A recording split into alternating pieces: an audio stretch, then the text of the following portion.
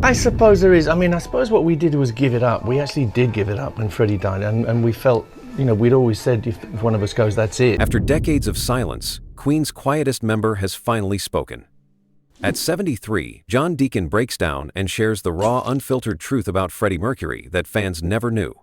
Was their friendship as perfect as it seemed? Or was there hidden tension behind the music? What did Freddie confess to John before his final days? This shocking revelation will forever change how you see Queen's legendary story. John Deacon was never the loud one in Queen, but he was exactly what the band needed to become whole. While Freddie Mercury was captivating crowds and Brian May was shredding guitar solos, John stood quietly in the background, letting his bass do the talking. He wasn't chasing the spotlight, but his calm presence and talent were the glue that held Queen together during their most legendary years. John was born in Leicester, England in 1951. From a young age, he was fascinated by electronics, building gadgets and fixing things around the house. But he also loved music, and that love grew stronger as he got older. By 14, he joined his first band, The Opposition, starting with rhythm guitar before switching to bass when the band needed someone reliable. John didn't know it then, but this simple switch would shape the rest of his life. In 1969, John moved to London to study electronics at Chelsea College, thinking his music days might be behind him. But music had other plans. In 1970, he saw a Deep Purple concert that reignited his passion. Around the same time, a new band named Queen was forming, and they were looking for the right bassist. John first saw them play live and wasn't overly impressed, but something about the energy stuck with him. In early 1971, John met Roger Taylor and Brian May at a disco, and soon after, he auditioned for Queen. They instantly saw something special in him. He was skilled, serious about music, and didn't have an overpowering ego. In June 1971, he played his first gig with Queen, and just like that, the band was complete.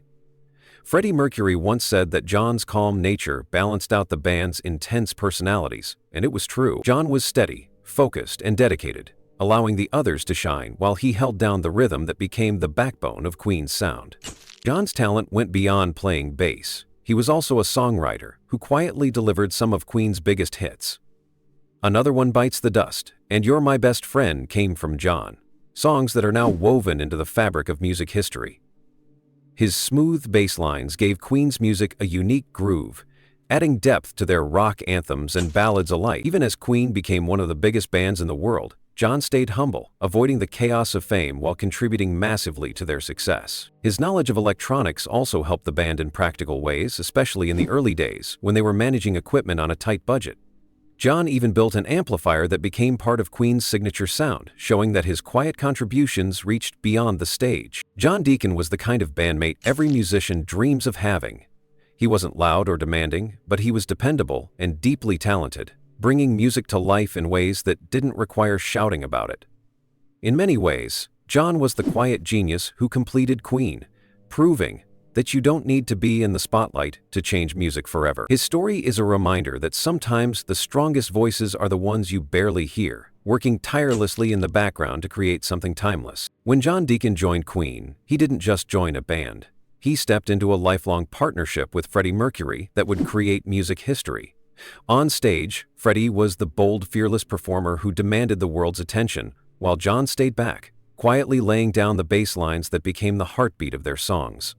But offstage, their connection was something much deeper, built on trust, respect, and an unspoken understanding that allowed them to build a legacy together that still touches people's hearts today.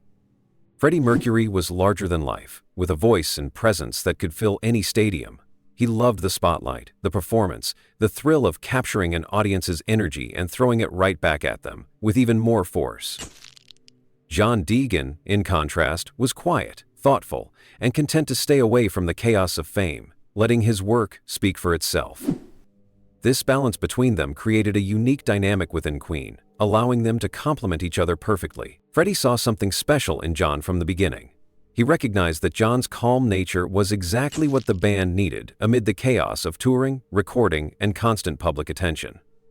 John, in turn, respected Freddie's vision and creative energy, understanding that the band's magic often came from Freddie's bold ideas and fearless pursuit of new sounds. It was this mutual respect that allowed them to work so well together, even when the pressures of fame were at their highest. Their musical connection was undeniable. John's bass lines provided the solid foundation for many of Freddie's most iconic songs. Tracks like Another One Bites the Dust, written by John, showcased his ability to create a groove that Freddie could build upon, turning it into a song that would fill dance floors and stadiums alike. John's love for soul and funk influenced his writing, and Freddie's ability to bring those ideas to life with his vocals and stage presence turned them into hits. They worked together seamlessly in the studio, often pushing each other to be better without needing to say much. John's attention to detail and technical knowledge blended perfectly with Freddie's creative energy, allowing them to experiment with new sounds and styles without losing the essence of Queen's identity. Songs like I Want to Break Free captured this collaboration beautifully, with John's catchy bassline and Freddie's fearless vocals creating a track that became an anthem for freedom and individuality. Outside of the studio, Freddie and John shared a quiet friendship. While Freddie was often surrounded by people, enjoying the vibrant social scenes of London and beyond, he found comfort in John's steady presence. They often traveled together during tours, sharing conversations and quiet moments that strengthened their bond. Freddie once said about John, "He's sort of quiet, but don't underestimate him. He's got a fiery streak under all that." This respect was mutual, with John appreciating Freddie's ability to bring out the best in everyone around him. Freddie's trust in John extended beyond music.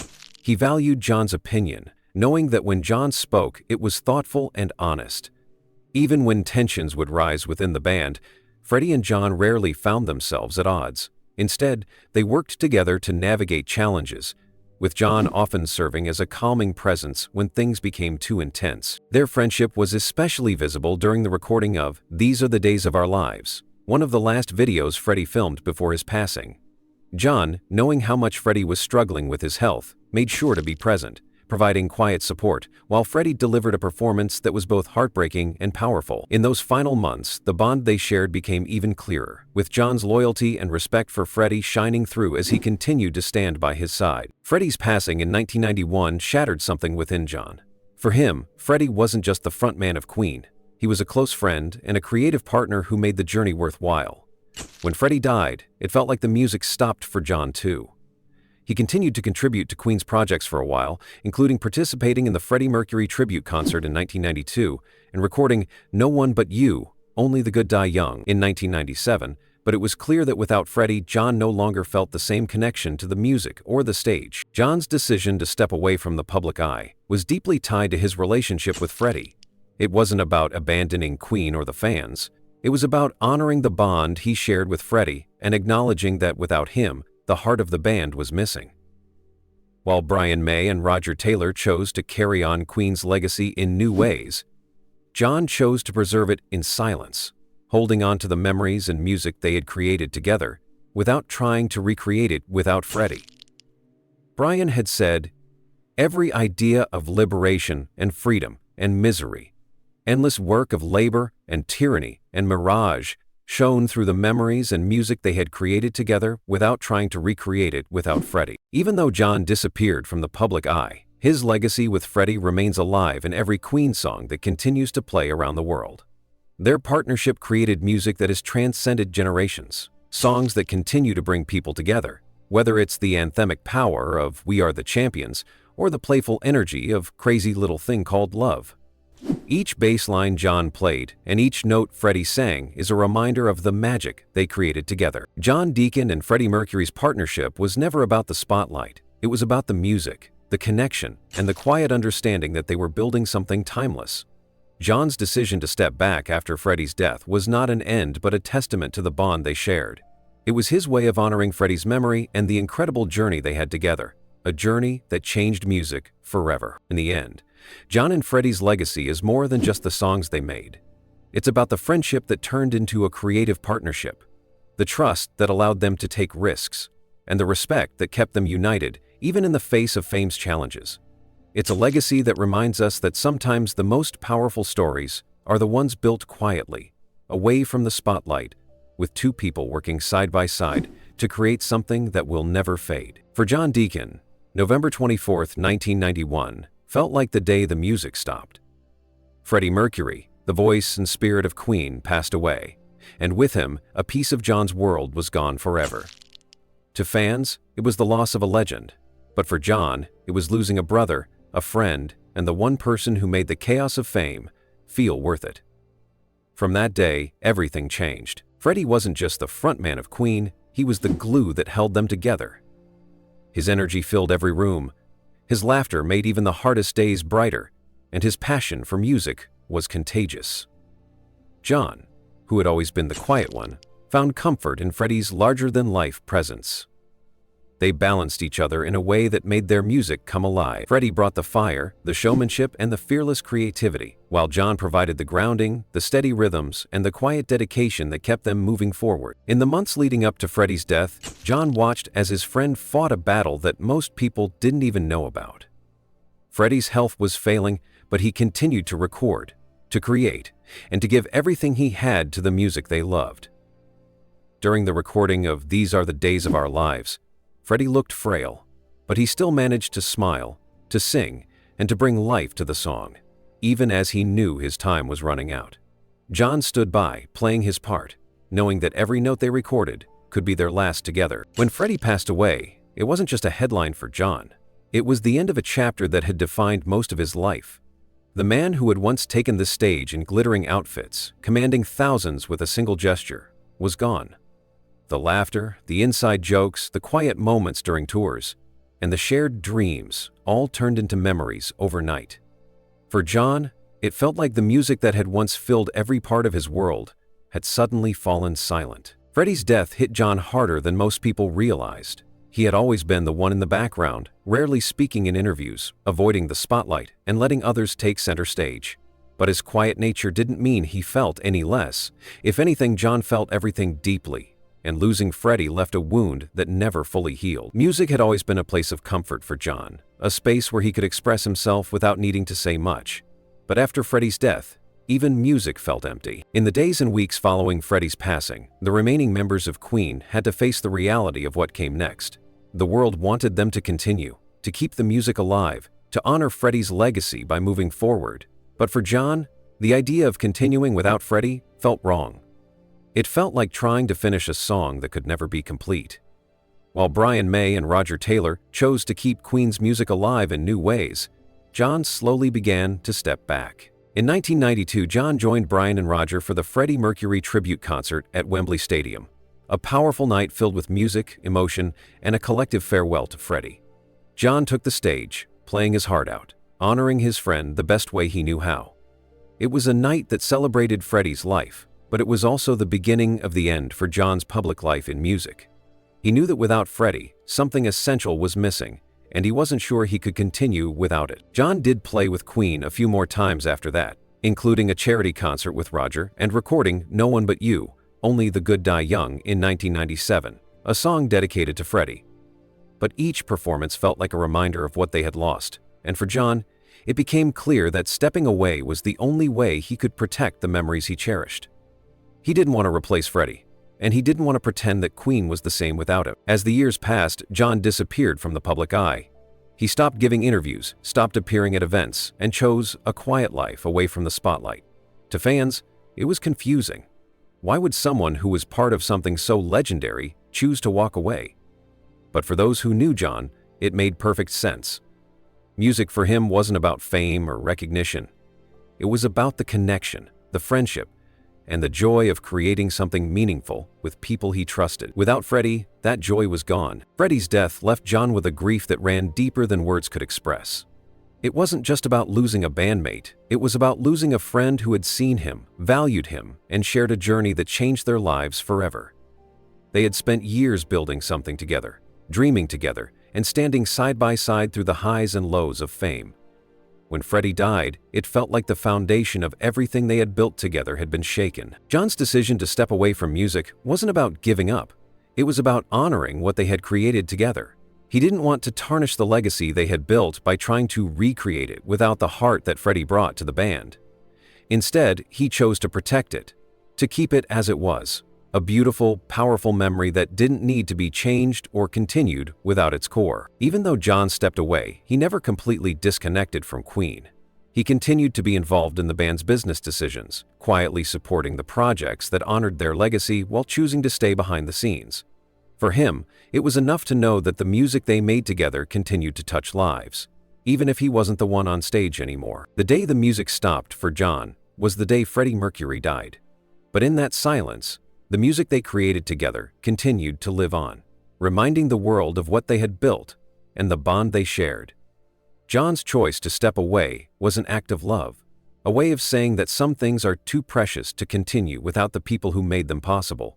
For John Deacon, the music didn't just stop, it became a memory, a part of his life that he chose to protect and cherish quietly, away from the noise of the world, in honor of the friend who made it all worthwhile. John Deacon's life after Queen became a quiet story of choosing peace over applause, simplicity over chaos, and family over fame. When Freddie Mercury died, something deep inside John shifted forever. For the world, Queen was a band that had to go on, but for John, the music was tied to moments, people, and friendships that could never be replaced. So he decided to walk away, leaving the spotlight to find a life that was calm, private, and true to who he had always been. John was never the loudest member of Queen. On stage, he let his bass guitar speak for him, delivering steady, powerful rhythms that carried some of the most iconic songs in rock history. Offstage, he was gentle, thoughtful, and often kept to himself. Fame was never the prize for him. It was the music, the creation, and the quiet satisfaction of seeing a song come to life with the people he trusted most. When Freddie passed away, John felt the loss more than words could say. Freddie was not just the frontman. He was the energy, the laughter, the wild dreams, and the heartbeat of Queen. Without him, the stage felt empty, and the spark that made performing worth it was gone.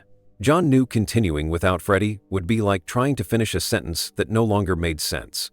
While Brian May and Roger Taylor found a way to keep Queen's spirit alive on stage, John chose a different path.